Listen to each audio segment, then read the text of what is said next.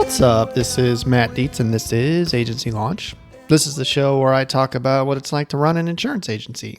I talk about staffing and sales and marketing and retention and all the things that you need to do well to be successful in this business. This job is hard, and I just want to share my experience of running an agency of 21 years. And every time I think of something that you would benefit from, or every time I go through something in my agency in real time, I come in here and I record it for you. So do me a favor, if you want some help really learning how to do this, I do a program where I can help you. It's very unique. It's very specialized. It's a one-on-one. I don't know any other place that's doing it like I do.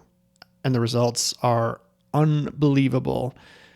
Go to agencylaunch.net if you really want to take your business to the next level. All right, on with the show. Hey, what's up? All right, today I wanted to talk about, I had to deal with a kind of a pain in the ass customer recently, and this is going to happen once in a while, and I just wanted to share with you what happened, how we dealt with it, just because this is going to happen every once in a while. So we had a client, this is a client that came from a book of business that was a small book that was given to me from an agent that is no longer an agent, and we absorbed some of his policies. And this is one of them. So I don't know this guy.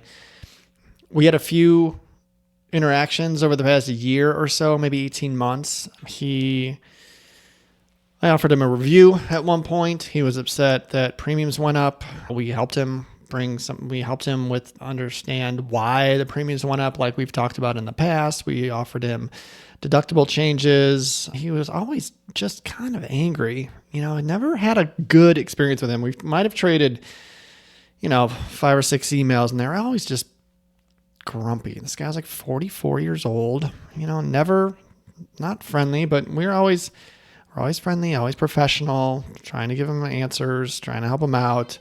And then at one point he was like, all right, I'm out, cancel all my stuff.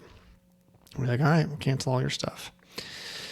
All right, so something happened that was frustrating to everybody, including me and my team. After 2 weeks after we canceled his auto policy, he got a bill for $279. And he was like, what the hell is this about? He's like, I don't owe you any money. Fix this, And we were like, all right, let's take a look into this. Now, Meg in my office called the company that sent the bill. And rarely are our bills wrong, okay? Rarely are they wrong. Usually they're right. In this case, the bill wasn't wrong, but the way that the bill accrued was ridiculous. Essentially, on his 6-month policy, he was on auto pay. And so he was paying about $150 a month for his cars. And, so taking $150 a month every month. He's like, how can I owe you anything when I've been on auto pay? I was like, that's a good point. How could that happen? So we called the company, and essentially the answer we got from the company was, yeah, sometimes we just don't do that. Sometimes we miss a payment. They missed 2. And he's like, yeah, sometimes that happens. Sorry. Like, that's really the answer we got from this company. And so he paid 4 months out of 6. Okay. He even sent a screenshot of his drafts from his bank account, which is great, because I was going to be like, hey man, if you can show me that you paid 6 times, I'll clear this right up for you, So he sent a screenshot over. Now, Meg responded to him, I'm sorry that this happened. You only paid 4 out of 6 months. You still owe whatever, $279. Do you want me to, just take that now and we'll get this over with? And now this is where we hit a tipping point with him. He went crazy and sent 5 really strange emails between, let's see, it came about every 15 minutes for about an hour and a half. First one came in at 3:20. And he just started spouting off. He said, fraudulent claims against this policy accrue 8,000% interest per second starting at the time of this correspondence. Next email. Farmers owes me $600 trillion and growing by the second. When will farmers be cutting me a check? The money owed me will be enter the billions, trillions momentarily. Cut me the GD money. Cut me the check for the GD money. I don't see a deposit. Farmers owes me hundreds.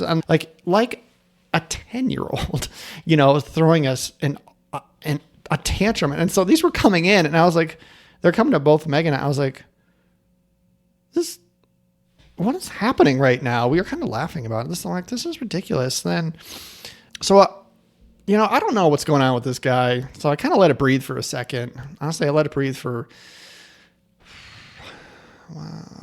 like a week before I reached out to him. I'm like, I don't know. I mean, honestly, I thought it sounded a little unstable. He sounded like he was in an altered state or missed a dose or something like that. And let's just let this lie.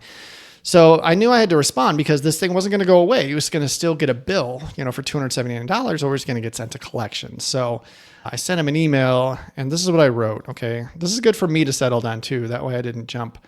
We need some time sometimes to let this breathe. So letting this breathe for a day is what I would advise you to do.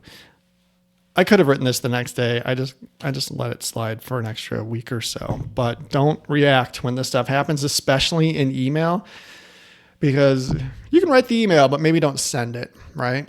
Give yourself 24 hours at least before you respond. That's one of the pros of email is like we can contain our response, because if you're having that conversation in real time, face to face, it might be a little more challenging. But I will tell you this too, that conversation would have never gone like that face to face. That's the problem with social media and emails. People can just be armchair warriors and blast this stuff out. So this is the world we live in, right? So this is the email I sent. I said, Travis, I apologize for the way that your billing was generated on the last 6 months of your policy. We talked to them, and they didn't give us a good reason on why they didn't bill you out normally and just didn't draft 2 of your 6 months.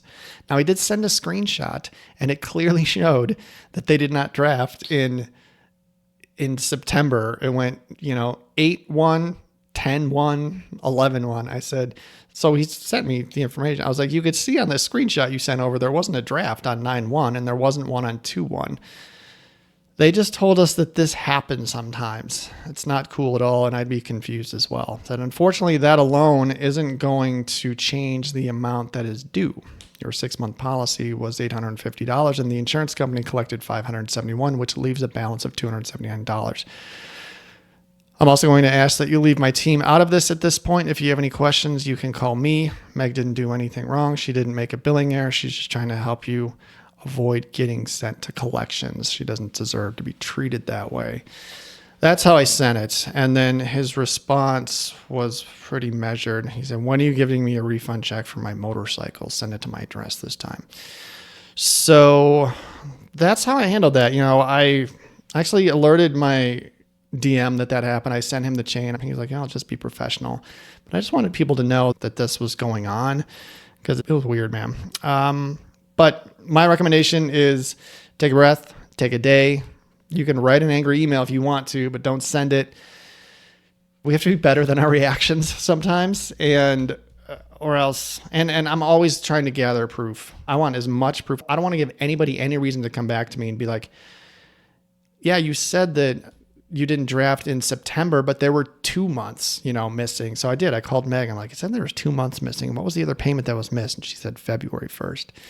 So I want it to be airtight. So I do my research, I gather my facts, which are indisputable, and that's what I throw back at them. You want it to be airtight. And if they're going to come at you with anything, it's going to be, it's just going to be smoke.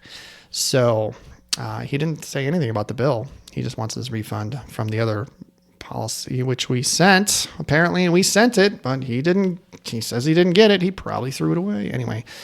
Sometimes this happens. I wanted to walk you through my experience that happened recently. So there you go. My name's Matt. This is Agency Launch. You can find me on LinkedIn. I'm very active on LinkedIn. Also, check out my other podcast, Simply Explaining Insurance. I just dropped my 300th episode there, which is amazing. And don't forget about Agency Launch. It's my training and coaching program. If you really want to turn a corner with your agency, I am here for you. So go to the site, book a call, let's chat. agencylaunch.net. Thank you so much for listening. Keep up the good work.